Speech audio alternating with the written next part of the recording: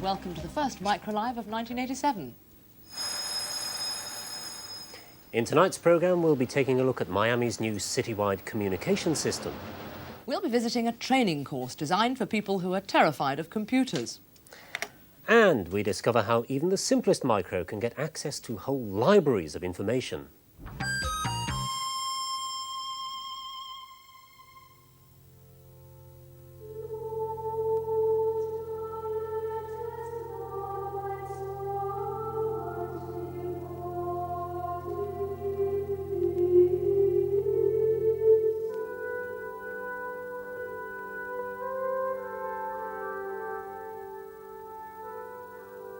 Oxford may be the city of dreaming spires, but even at England's oldest university, there's no escape. Once they were used only in science departments.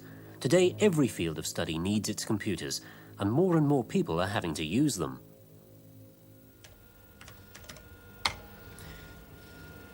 It's easy to forget just how recent the micro-revolution is. Only a decade or so ago, most computers lived behind locked doors and were used only by highly trained specialist staff. Nowadays, it seems they're everywhere. Some people have taken to computers rather like the proverbial ducks to water, but there are still many who react with sheer and absolute terror. Like most universities, Oxford does teach people to use computers. The Computer Training Centre offers courses at every level, but the Tuesday afternoon class is unique. Welcome to Computing for the Terrified. This is a special class for people who've never touched a computer before and are feeling a bit nervous about their first experience with technology. Before we discuss your questions... The group of people who come here for the afternoon is very mixed. Some are undergraduates, others are dons, but the course is open to everyone who works at the university. What they do have in common is a very real fear of the unknown. Now, everyone knows that if you hit the wrong key on a computer, something terrible will happen. So the first principle I want you to remember is this.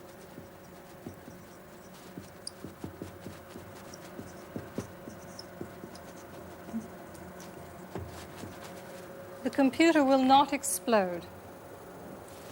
I'd like each of you to find a computer in the room, and you have 5 minutes to make the computer explode by pressing the wrong keys. At first, there's no attempt to do anything with the computer. It's enough just to get used to touching it. Are you terrified? Absolutely, yes. Why have you come? Because I realise that even children in schools are using them, and I have no knowledge at all, and I feel I've just been left out, and I'm going to be illiterate about computers. My little girl is going to know about them, and I'm not. So what are you hoping to get out of this afternoon? To understand what all the words mean, and to actually have a sort of understanding about how to use a computer. A very basic understanding. I've never even played with one. Well, one of the conditions on which my employers said they'd take me on is that I'll have some idea how to feel confident with a keyboard and to know how to work a computer on a basic level. Have you ever used one before? Well, I've used the ZX Spectrum for playing games on, but that's about as far as it goes. So would you describe yourself as terrified? I'm terrified of my ignorance more than of a computer. I'd like to congratulate you on how close you came to exploding those computers. And I want to tell you the 3 stages of computing that you're going to go through in this class. And it's the 3 stages that everyone goes through who does any computing. Stage 1 is abject terror. This is when you've never touched a computer before and you don't know what to expect. Now, stage 2 is when you actually start using a computer. You try to do something on it and you don't get exactly what you expect.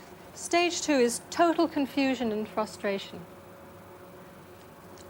Stage 3 is when something has gone right. You've tried to do something on a computer and it's worked. Kittredge Cowlishaw has come to Oxford from IBM to teach information technology. She had the idea for this course when she discovered that many people were unable to take even the first step towards computing. Well, when I came here, my mission was to interest art students in computers. And I started by sending out a survey to find out what their current attitudes were and whether they were interested in taking computing classes. And I found that there was an enormous amount of interest. So when I interviewed the students and asked them why they hadn't taken the introductory course that exists already, they all said, "Oh, I couldn't do that. There would be other people in the class who'd already used computers, and I'd be terrified." And again, the word terrified seemed to pop up. as the reason that held them back from going to the standard course. So I developed the idea for sort of a pre-introductory course for the terrified. Each exercise allows the students to try a different aspect of computing, as painlessly as possible and without the fear of failure. For example, by using an easily understandable guide to local restaurants, they discover that interrogating a database is not nearly as intimidating as it sounds. Well, we're about halfway through now. How are you feeling? A lot better than at the beginning, certainly. What do you think you've picked up? Well, I think I know where everything is on the keyboard now, and it all makes sense what's in the book. I'm learning to operate the keyboard to get something that comes up on the screen. So it's very pleasing. Now, you were terrified at the beginning. How are you feeling now? I'm enjoying it. I really am. I'm actually beginning to master a little bit here and there. But the program keeps escaping me every so often, but the textbook's good. Fairly simple introduction, is it? Yes, very good, very straightforward. Yes, it is difficult, but on the other hand, I actually feel I could master the thing now. Well, that's the nice thing about it, actually, that in one short afternoon, they get a glimpse of all these different things they can do with the computer. Normally, they would have had to sign up for 4-week or 8-week courses. Not everybody's willing to make that time commitment for something so unfamiliar. But in this time, what we can do, we can't train them, we can't make them experts, but we can show them a taste of each type of computing. A little bit of databases, a little bit of word processing, a little bit of spreadsheets. Some try programming, but they only do it for 20 minutes, little bites, little tastes. And then they know what they're aiming for. They know what's useful to them. They know what's interesting enough to them to justify signing up for that 8-week course that they weren't sure about before. That's the point. Do they all go away happy? Yes. Every one of them? Yes, everyone. Well, I think it's unbelievable that within 3 short hours you can go from one emotion to another, an emotion of near terror, apprehension, to one of fascination and excitement. You know you can go now. It's 5 o'clock, end of class. I want to finish my letter to my husband that they said I can do on the machine. OK, I'll leave you to it. Cheers. Thank you very much. Many Bye-bye. thanks. Well, one reason why courses like that are so important, especially in the academic world, is that micros are rapidly becoming the key to getting every type of information. For Kittredge Cowlishaw's students at Oxford, learning to use a computer is just as important as learning to use the library. Now, on its own, this micro has a usable memory roughly equivalent to the contents of one large paperback book. But if I connect it to a modem via a telephone line, I can get through to a mainframe computer with as much information on it as an entire library. Now, this directory, which is for Britain alone, lists over 300 separate sources of dial-up information.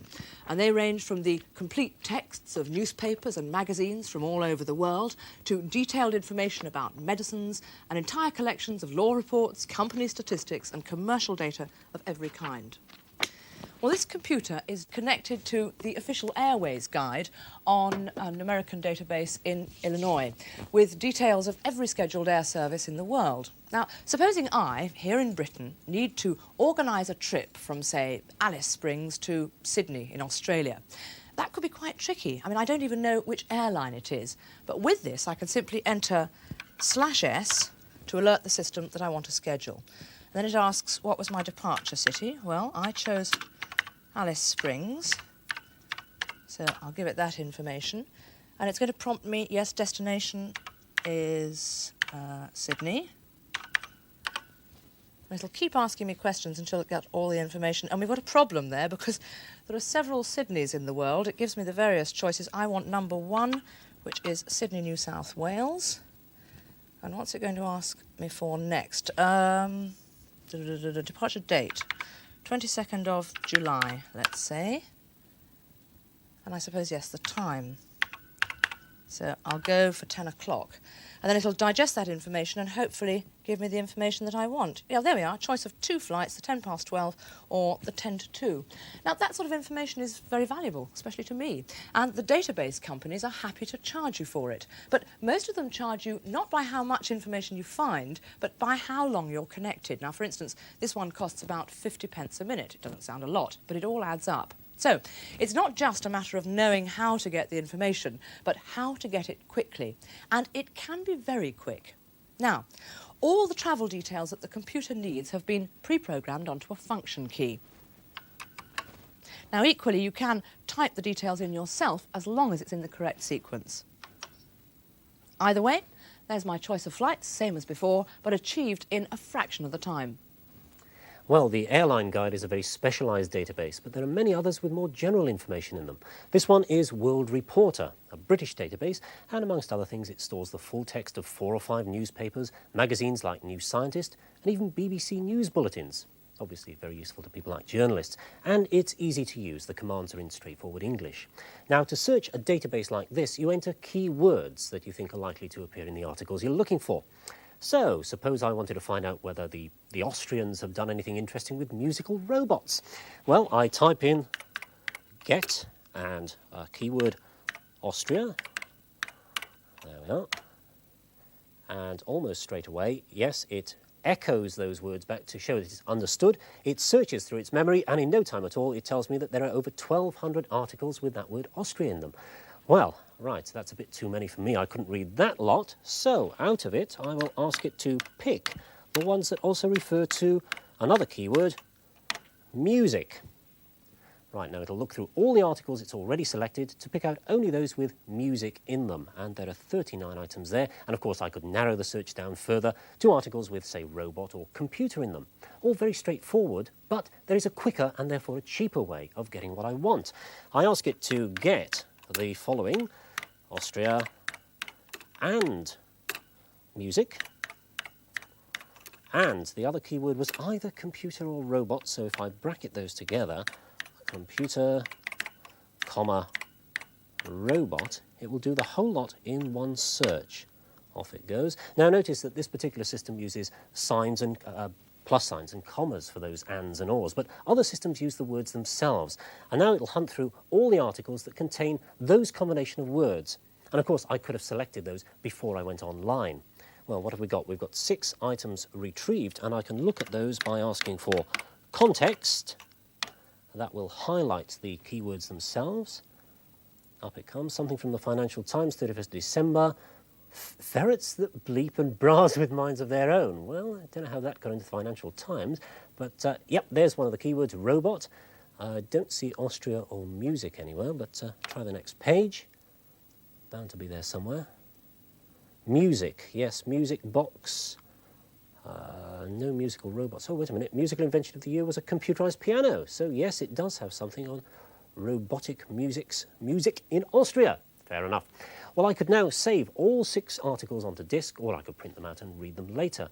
Now, as we said, that probably costs a couple of pounds, but just think how time-consuming and expensive it would have been to plough through a library of journals and papers and then photocopy all the extracts you want. In fact, some public libraries are beginning to offer this kind of facility, and it'll become even more useful once it's made easier to use. Of course, the biggest database customers are in business, but they are increasingly being used in the academic world, and that's not just at university level. 18 months ago, the Department of Trade and Industry announced its scheme to pay for modems in schools. The scheme was designed mainly for secondary schools, but now even primary schools are learning to go online. Alan, what do your children use the modem for? Well, we're a part of a pilot project for TTNS, which is a network, Times network for schools. They use the modem to attach their own school computers from the classroom to the telephone wires to the network. And who do they communicate with? There's a range of primary schools all over the country, and in fact there are primary schools all over the world that they can communicate with, but we haven't actually made any contact with anybody, but I know other schools have. What sort of messages do they send back and forth? Well, the sort of messages that we've been most successful is when we're doing a project on a particular area. We've asked for information. I can remember the day that we asked for information about playground games. We were collecting information about playground games. And when we switched the modem on and we looked in the mailbox, there was 25 replies from all over the country. And it took us until 8 o'clock in the evening to actually download them and to look at them all. And it was an amazing amount of resources that we got. But the excitement the children actually got from seeing all that communication coming to them personally from other schools, it was just magic. It was so instantaneous, so immediate, which is something you don't get when you get letters through the post. So apart from familiarising themselves with this equipment, I gather you think the children had something else to learn as well. I do. I think that it's important that they use computers in their everyday lives. I think it's also important they realise how computers are used in the real world outside. I think it's not enough for us to be insulated in the classroom and say, there's computers, there's all the other facilities that we use. I want them to realise that they can use computers as the business world uses computers. They can use them for communication. They can pick pictures off satellites. They can pick information from other schools from all parts of the world. These tools are here now for them to use, and I think they should be exposed to them to learn about them. But given the shortage of cash in schools, even if they have been given modems by the government, there will be many schools who simply won't be able to afford to use them. Well, meanwhile, our children are growing up into a world where information will be gathered and exchanged electronically, both for business and for leisure. So surely some way could be found to subsidise this particular part of their education. In 2 weeks' time, we'll be looking at the whole question of micros in primary schools. Where they're being used well, as they are in that school, micros can be very powerful classroom tools. But most teachers simply haven't been offered the training they know they need.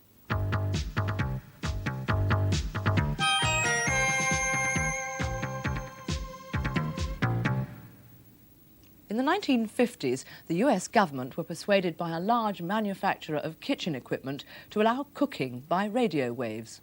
Now, unlike today's microwave cookery, it never caught on, so the allocated frequencies at 800 megahertz were eventually assigned to radio communications.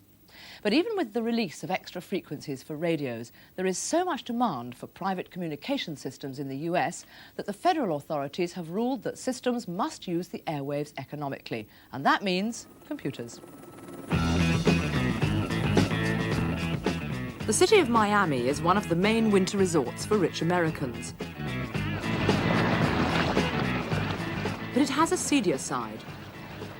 It's also one of the main gateways into the United States from the Caribbean and South America, with particular problems of drug smuggling and violence. A nightmare for the police. There was a time in the city wherein communications needs were tremendously undermet. We had a problem of dead spots in our high-rise downtown area. We had problems with officers literally waiting for a clear line to gain access to our communication system. We had intermodulation, channel crossovers, CBers, even taxi cabs interfering with our communication system at times. We think that what we've done most recently has come a long ways towards solving most of those problems. Miami became what's called a beta test site for a new communications system from Motorola called SmartNet.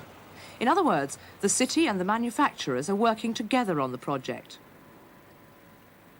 The city now has the sort of communications it so desperately needed, and Motorola has feedback from a real situation which enables them to improve their product in advance of its commercial launch. Okay, Dan. The current system is a citywide system. In addition to police and fire communications, provide communication services for our Public Works Department, for our General Services Administration Department, our parks officers, lifeguards are part of this system. Literally every aspect of city government is part of this communication system. Till recently, each department had its own communication system. Their radios communicated on their own frequencies or channels to their headquarters. Some channels, say for the lifeguards, would usually be quiet, whilst others, like the police, would be saturated. Now, 20 frequencies are shared by everybody. One frequency is for data only and keeps track of who's calling who. Each time a transmit button is pressed, the identity of the radio, the call's destination, and the frequency it's been allocated are all sent in advance of the spoken message. This way, the system can recognise an emergency message and give it priority if necessary.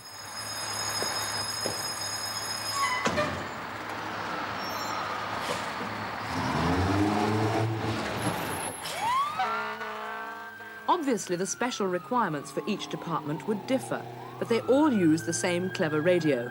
John Major of Motorola. This is the SDX portable that's used in the Miami system. You can see it has a keypad and a display, antenna, on-off knob, volume, and a selector switch for controlling which fleet or subfleet the radio is talking on. Now, I'll take it apart. This is a 5-layer printed circuit board that contains surface-mounted components. It has an 8-bit microprocessor, 32K of ROM, that's 32,000 bytes of information, effectively 80 pages of typed information. Next to that, we have a 2K RAM, 2,000 bytes of dynamically changeable memory, and a 2K E-squared, and that's 2,000 bytes of information that can be electronically changed, but which is always permanently stored. This E-square is perhaps the most important component of the radio. It's a halfway house between hardware and software, and as such is a form of firmware. It's programmed to give the radio its own individual identity and capabilities. But the important thing is that it can be reprogrammed over the air, if necessary, and this is what makes Miami's communication system so versatile. The programming is done from any one of the headquarters, using a network of IBM personal computers.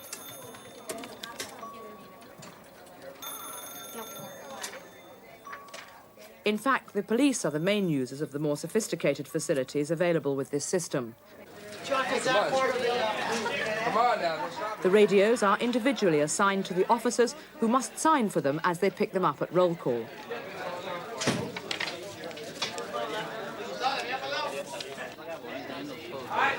Attention, roll call.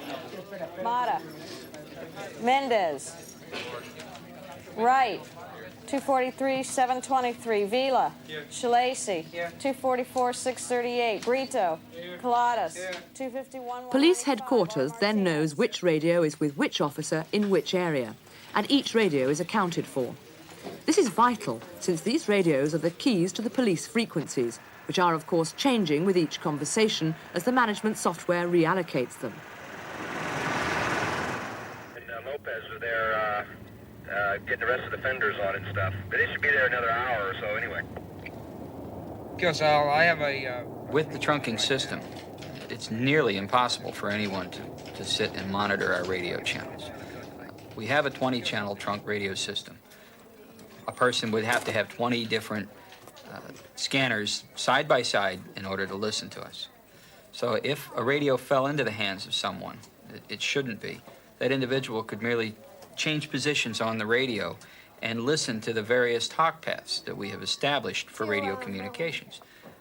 They could also key up the radio itself and become part of the conversation and also cause a disruption. So radios that are lost or stolen are turned off by headquarters. They're then dead, valueless hardware without the life of the software. One of the things that we've incorporated on the back of our radio is a little finder's, a little note on the back of the radio that says finder's fee, and it has an address. Yes, ma'am. And in fact, we had one particular incident where a radio was stolen. The subject attempted to use the radio. We turned the radio off, and he discarded the radio. The radio was found, and because the label was on the back of the radio, we were able to get the radio back. But sometimes even more security is needed, and officers in the field can ask to be reassigned to a secure channel. This can be done immediately by a radioed code. We often have the need for small groups of police officers to talk very privately. Quite often when they're involved in drug stings or other very, very private internal investigative type matters, there is a need to allow these groups to segregate themselves from other elements within the entire system. It's a feature that we find very, very attractive. We pat these guys down for guns and shit. Okay, in here is a kilo of cocaine that they brought to us. What I did was I got into the car and I had a little test bottle, okay? It's cocaine. But in a dangerous situation, the police may have no time to call for help. One of my units was on routine patrol driving down the street, and he was flagged down by a citizen. A man had cut a woman with a knife, and he ran up to it. It just happened very quickly, and he couldn't get on the radio. And the guy was coming at him with a knife, and he pushed a button, and the dispatcher, when it shows an emergency, she stops all transmissions and finds out what unit has the emergency. Yes, correct. We'll call back checking it by 17:30. But all these extra facilities mean more work for the officers in the radio dispatch room, who initially had to cope with difficult screen displays and slow response times. What is really hard about this is we're bringing a tremendous amount of computing power to people that have to use it real time in stress situations. So what we've been doing is bringing together users, showing them what we have, and getting their suggestions. They say, I'm going to do this function, and I'm going to follow this function up with some other function. We maybe didn't see quite how they'd follow it up, and we maybe didn't see in advance how fast they'd want access from one function to the other. When we went online with it, when we went hot with it, we had a presentation for all of South Florida to see, and the timing problem and the access time problem with the radio system really wasn't good enough to go online with it. It was taking up to 3 to 5 seconds to access the system. In a private industry, that isn't too bad, but in public safety, that's absolutely unacceptable. Motorola had to put this right very swiftly. It's a lot better. It's not what I would like it to be, but I don't think they're going to do any better. It's just a little above what our old system was at 400 milliseconds access time. We're at about 600, and it's probably as good as they're going to do with all the software, the outbound, inbound messages that the radio has to do to access a channel. The system obviously is slightly slower than some people would like for it to be. We have found that it is not too slow because it is still well within the specifications as we require. However, a training effort has been going on and has been reasonably successful that has caused people to begin to talk after the button is pushed as compared to talking from the hip as some people have been accustomed to doing. So, for Miami's much improved public safety communications system, a delay of a mere 1/5 of a second is a small price to pay.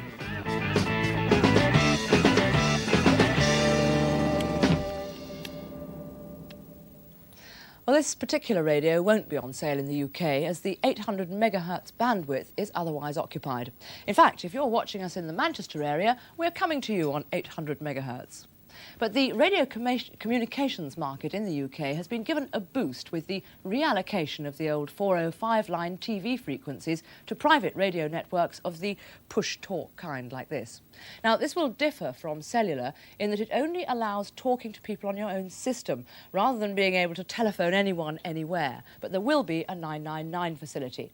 So, if those people who use their cellular phones just to keep in touch with base all transfer onto the new system, this could relieve some of the congestion on the cellular channel. Well, that's just about it for tonight. In next week's programme, we'll be visiting Carnegie Mellon University in Pittsburgh, Pennsylvania, the world's most high-tech campus. But until then, good night.